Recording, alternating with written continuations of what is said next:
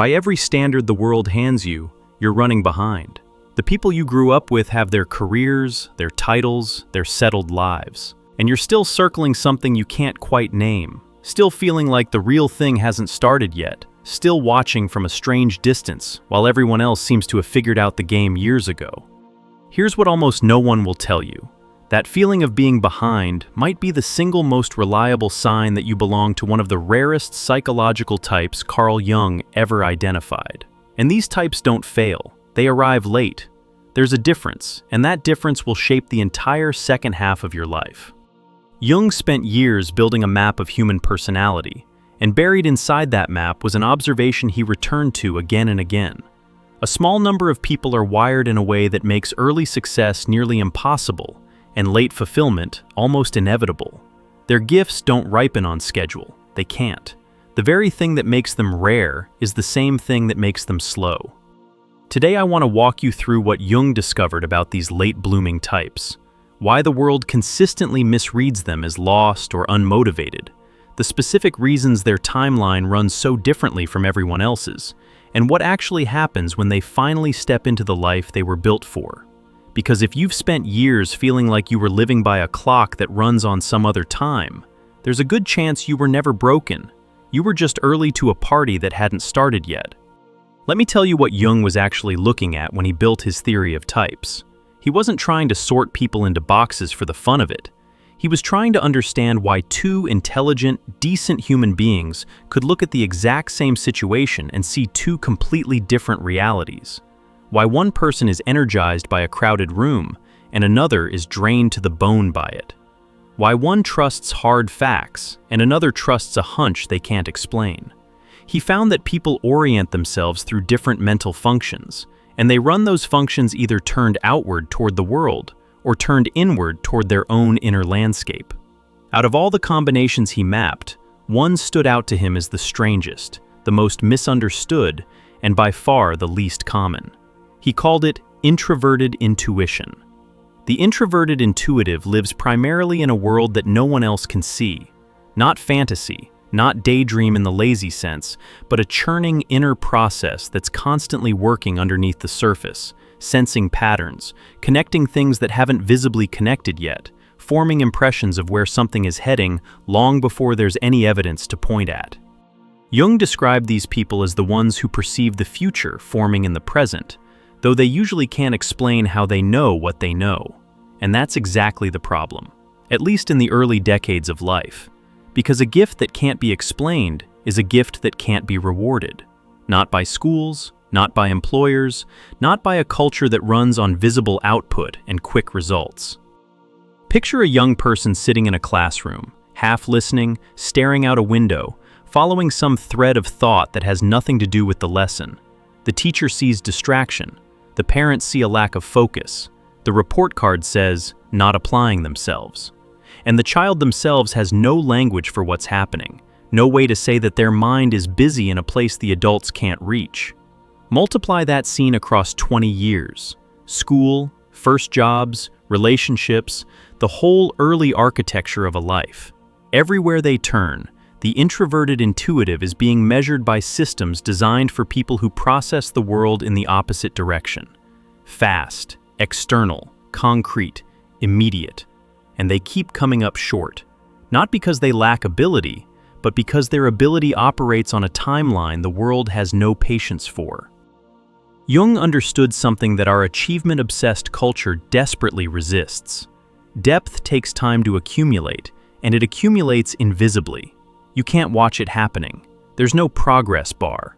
The introverted intuitive spends years, sometimes decades, gathering an inner store of perception and meaning that won't produce anything visible until it reaches a kind of critical mass.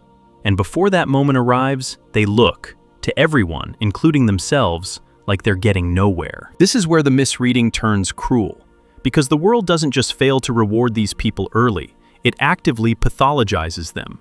It tells them they're too sensitive, too dreamy, too intense, too withdrawn, too slow to commit, too strange in what they care about. It hands them a story about themselves that says something is fundamentally wrong, when the truth is that something is fundamentally rare. Think about what it does to a person to spend their 20s and 30s absorbing that message. To watch friends land the promotions and the milestones while you're still stuck in what feels like a permanent rehearsal for a performance that never begins. The self-doubt becomes structural. It seeps into everything. You start to believe the clock everyone else is reading, and you conclude that yours is simply broken. But Jung's work points to a different explanation entirely, and it's one worth sitting with. What if the clock isn't broken? What if you were simply born onto a different calendar than most of the people around you? One where the important things don't even begin until the middle of life. Jung had a name for the process that unfolds across a human lifetime, the slow movement toward becoming who you actually are, underneath all the borrowed identities and inherited expectations. He called it individuation, and one of his most important observations was that this process has a rhythm, and that rhythm is different for different types. For the more extroverted, sensation-driven types, the first half of life is often where the action is. They build early. They establish themselves in the visible world. They marry the career and the identity and the social role. And much of that fits them well because their gifts are exactly the gifts the early game rewards. The introverted intuitive is running the opposite pattern. Their first half of life is largely preparation, even when it doesn't look like preparation, even when it looks like wandering or floundering or falling behind. They're accumulating. They're sensing. They're building an interior structure so vast and so intricate that it can't express itself through the small, quick channels the early world offers. And then, something shifts, usually somewhere in the middle of life, though the exact timing varies. The accumulated inner material reaches a point where it has to come out. The vision that's been forming in the dark for decades finally has enough substance to take a shape the world can see. And the person who spent years being told they were lost suddenly produces something with a depth and originality that no fast-track early achiever could have reached. This wasn't an abstract theory for Jung. It was his own life. He spent the first part of his career embedded in the psychiatric establishment, working under the shadow of Freud, building a reputation inside a framework that was never fully his own. And then, in his late 30s, it all came apart. He broke with Freud, lost his professional footing, and entered a period of such profound inner turmoil that he wondered whether he was losing his mind. To any outside observer, this was a man whose life was collapsing at the exact moment he should have been consolidating his success. But that collapse was the beginning of his real work. Everything Jung is remembered for, the deepest and most original parts of his thought, came out of that midlife descent and the years that followed. His most important book came when he was old. His richest ideas kept arriving in the second half of his life, right up until the end. He didn't peak early and coast. He spent decades gathering in the dark, and then he bloomed, late and enormous, into the thinker the world still can't stop returning to. He lived the very pattern he spent his career trying to describe.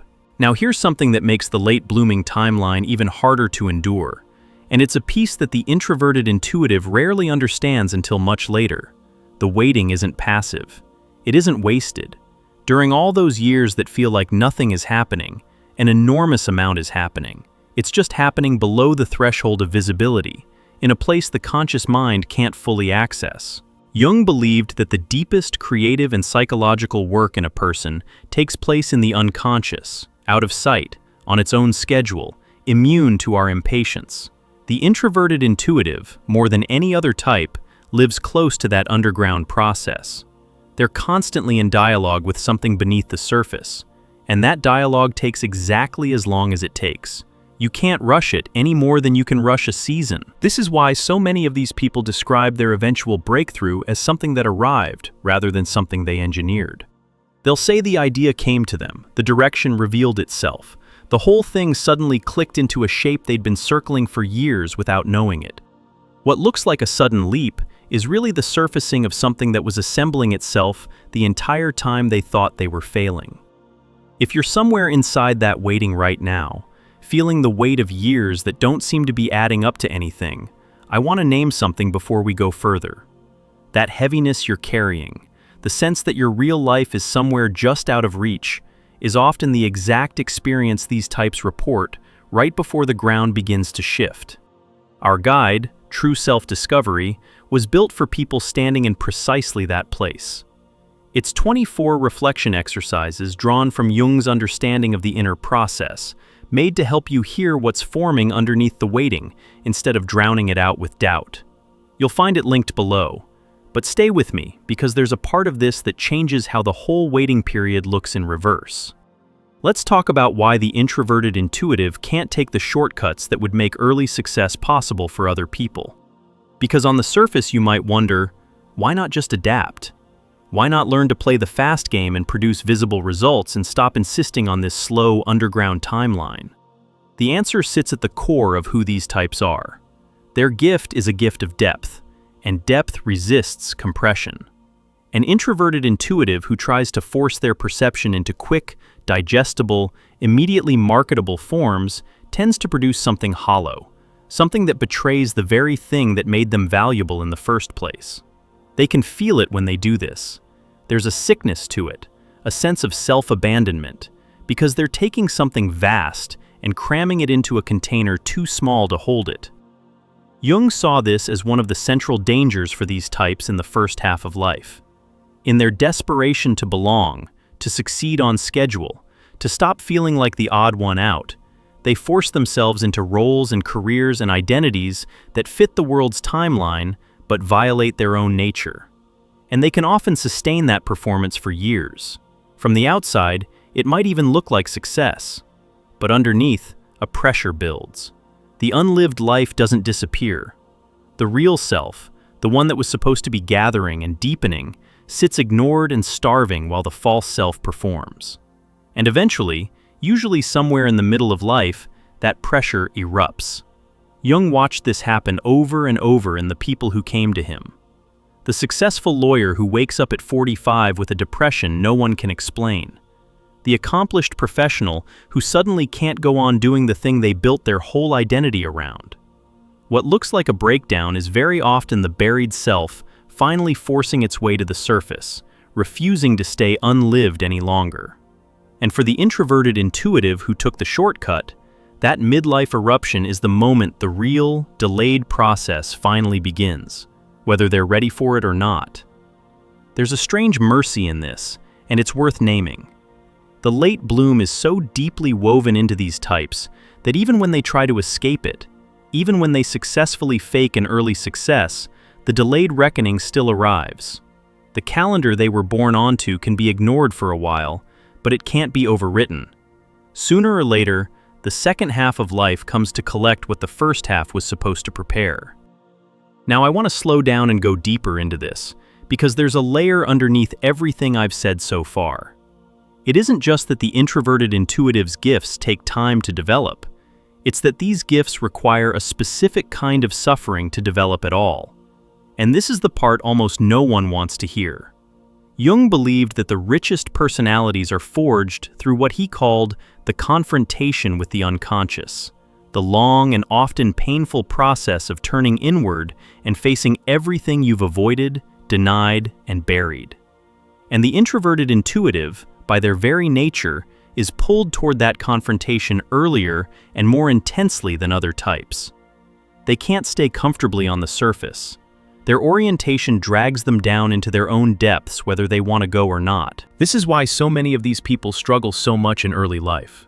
It's not only that the world doesn't reward them, it's that they're carrying an inner intensity, a sensitivity to meaning and pattern and darkness that they don't yet have the strength or the framework to handle. They feel too much, sense too much, see too much beneath the surface of things, and they haven't lived long enough to build the structure that could hold it all. The years of struggle, then, aren't just a waiting room, they're a forge. Every disappointment, every stretch of loneliness, every period of feeling misunderstood and out of step is slowly building the capacity these types will eventually need to carry their gift without being crushed by it. The depth that makes them valuable later is the same depth that makes them suffer earlier. You can't separate the two. Think about what it would actually mean if this were true of your own life. It would mean that the years you've been counting as losses, the stretches where you felt like you were failing at the basic task of building a life, were quietly doing the one thing nothing else could do. They were making you deep enough to hold what's coming. They were preparing the ground. Jung was clear that this preparation can't be skipped or accelerated. There's no version of the deep life that arrives without the descent. The people who try to leap straight to the wisdom without walking through the darkness end up with a hollow imitation of it, all the vocabulary and none of the substance. The real thing has to be earned in the only currency that buys it, which is lived, felt, endured experience. And here's the turn that reframes the whole picture. If the struggle is the forge, then the introverted intuitive who has struggled the most, who has felt the most out of place, who has spent the most years in that underground darkness, is often the one being prepared for the most significant late blooming. The intensity of the early difficulty is a rough measure of the scale of what's being built. This is almost the exact opposite of how our culture reads a life. We look at early struggle and predict continued struggle. We look at the person still searching at 40 and assume they'll be searching forever. Jung's framework suggests something radically different. For these particular types, prolonged early struggle isn't a prediction of failure. It's frequently the signature of a life whose most important chapters haven't started yet. Let me make this concrete because I don't want it to stay in the realm of theory. Picture someone in their mid-40s who has never quite fit any of the shapes life offered them. They tried the conventional career and it never took. They tried to want the things they were supposed to want and could never fully summon the feeling. They've spent years with a low, persistent sense that they were meant for something they couldn't identify, and years of shame for not having found it yet. And then something begins to move. Maybe it's a project that finally captures the whole of their attention. Maybe it's a body of ideas or work that starts pouring out of them with a clarity that surprises even them. Maybe it's simply a way of seeing that they finally trust enough to act on. And people who've known them for years start to notice a shift, a sudden sense of gravity and direction where there used to be only searching. What's actually happening in that moment is that decades of underground accumulation are breaking the surface at last. All those years of sensing and connecting and struggling and deepening have reached the point where they can finally take a form the world can receive. The person hasn't changed into someone new. They've become, for the first time, fully who they always were. Jung would say that this is individuation completing an arc it had been tracing the entire time, invisibly, patiently, on a schedule that had nothing to do with anyone's expectations. The late bloom isn't a rescue from a wasted life. It's the harvest of a life that was doing exactly what it needed to do the whole time, even when it looked like doing nothing. I want to address something directly now, because I can imagine the objection forming. It's easy to hear all this as a comforting story we tell people who are behind, a way of dressing up failure as delayed success. And that's a fair thing to be suspicious of. So let me be honest about the hard edge of it. The late bloom is not guaranteed. Jung never promised that every struggling person is secretly a genius in waiting, and I won't either.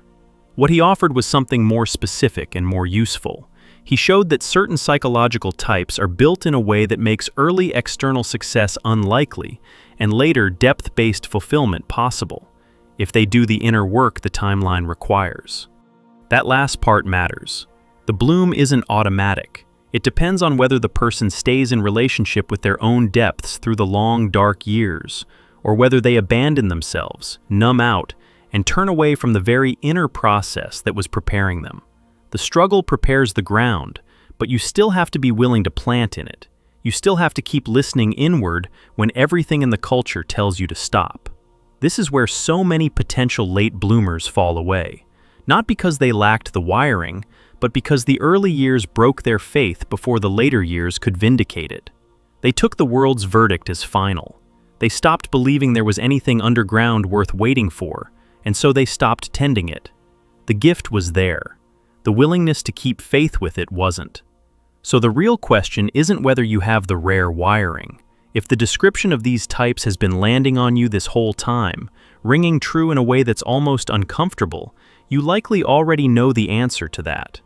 The real question is whether you can hold on to yourself through the waiting long enough to reach the part where the waiting pays off.